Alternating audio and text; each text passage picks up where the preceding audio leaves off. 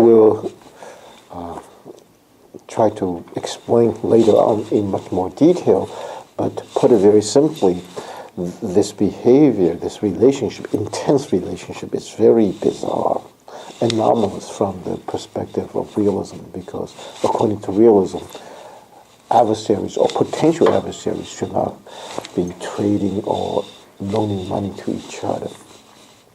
So that's why I take on this puzzling behavior and try to seek an answer. And of course there are multiple explanations. The one that I will look at or propose is credible commitment. That's the core idea. Now, you mentioned about the question of why perhaps would not China take matters into its own hands and punish the U.S. by, for instance, selling its holdings of U.S. bonds, or perhaps go on an investor boycott, refusing to buy more. I would argue that the relationship that we are talking about is really bilateral hostage-taking and hostage-giving, right? So first of all, one has to ask, Steve, what does China have to gain by resorting to such a drastic action, right? What does China have in mind, right? Because once you take this step, it would be very destructive. All bets are off.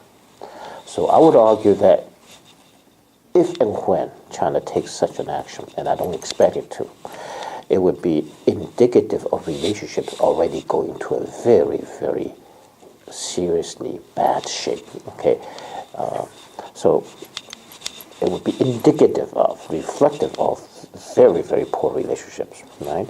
That has already taken shape.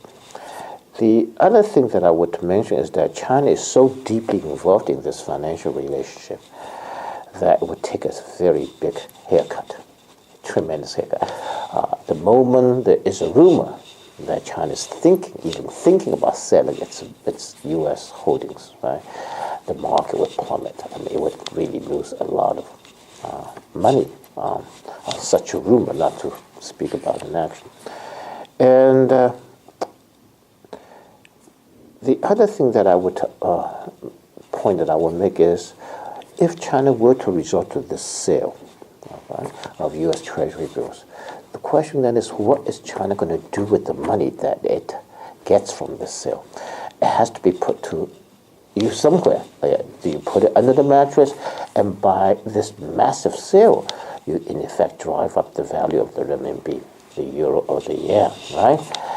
In effect, you are picking up a rock to drop on your own foot.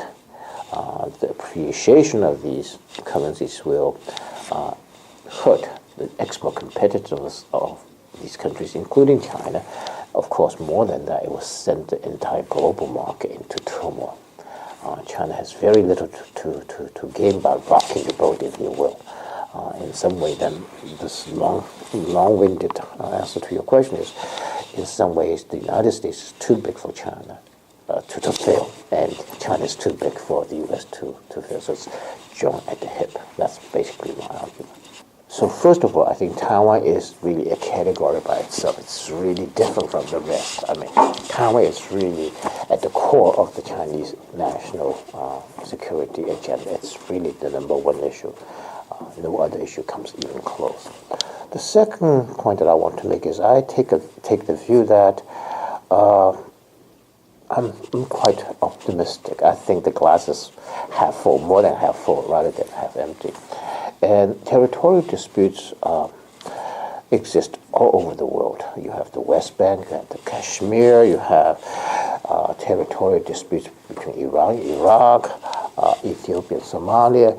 Even the good country Britain has had its so-called hot war with Iceland. Right? So these things happen, and I'm reminded that at one time, Britain and the United States, for example, had border disputes over the demarcation of Canadian territories, over Alaska and Maine. These things are like streetcars. They come and go. The question that I tend to focus on is, what do leaders make of them? These are like streetcars. You can decide to jump on them, to use them as a way to push buttons on your adversary, both foreign and domestic, or you can decide to damp down, to kind of lower the temperature. What is remarkable to me is that so far the leaders of Asia have chosen to, in effect, contain these disputes and not to let them get out of hand, not to let them get in the way, I think, of bigger things, right? So they have not lost sight of the big stakes. And I should also say that territorial disputes are not just related to China.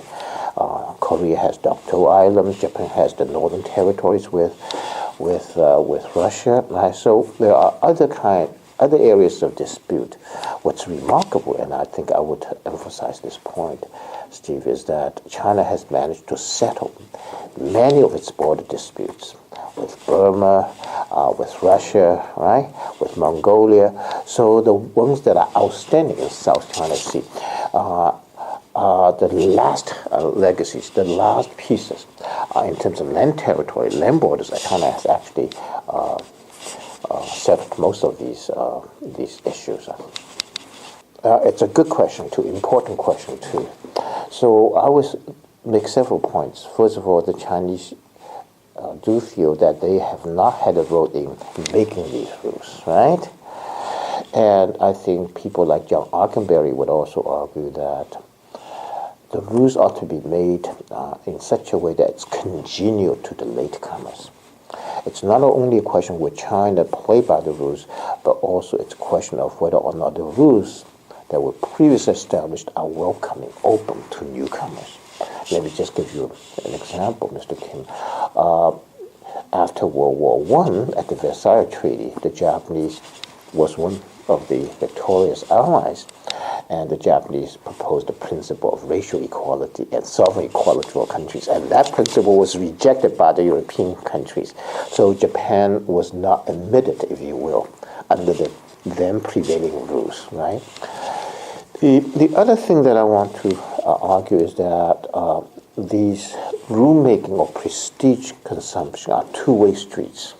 Yes, I think your question is on target in saying that as a country gains power, it demands more recognition. It wants to have more respect, if you will.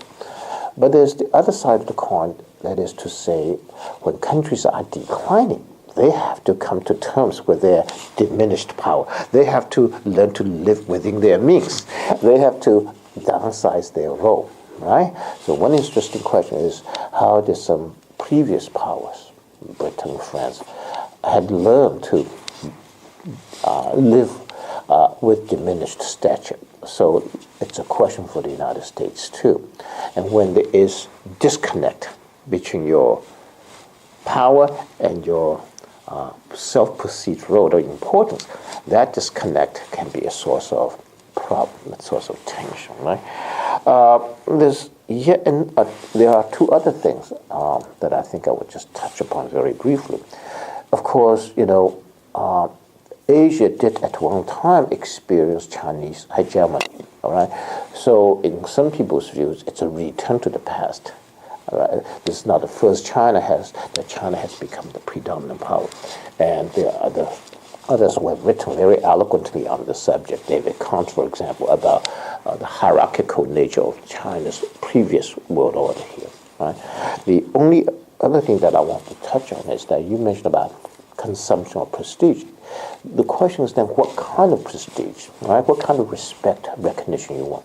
It's one thing for Beijing or for Seoul or for Tokyo to host Olympic Games, or for London next time. That's fine. Or soccer games. Let them invite the world to come. But it's another thing when they expect to get recognition by building their navy or aircraft carrier. That's a different matter. So there are different ways one can engage in the consumption, if you will, of prestige, quote unquote. Again, I am, relatively speaking, an optimist. I tend to be more optimistic. And there's always the question, do people, individuals, make history, or does history make individuals, right? Or men, to use a sexist term. I tend to think that the macro conditions are set in such a way that whoever wins in particular elections is not going to matter that much. So in the case of Taiwan, for example, whether it's the KMT or the DPP wins, I think the main course of Taiwan's policy toward China has been pretty much set. I'm even going to be audacious enough to venture that even if a Republican candidate were to win the U.S. election, it's not going to make that much difference in terms of U.S.-China relations.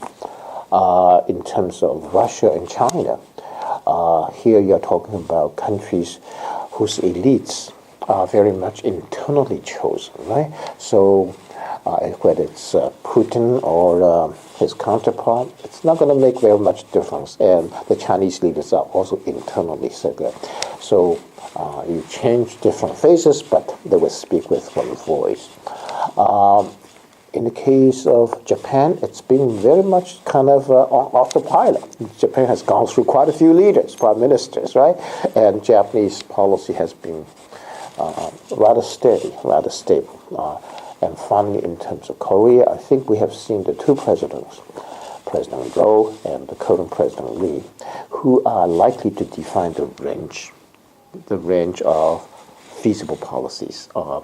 They are probably the two candidates who would set these define this range, so that in the future, I think whoever emerges as the Korean president will be probably finding herself or himself within this range. So I think I see far less uncertainty. And I think in general, the region is actually in pretty good shape in terms of cordiality, stability, confidence building.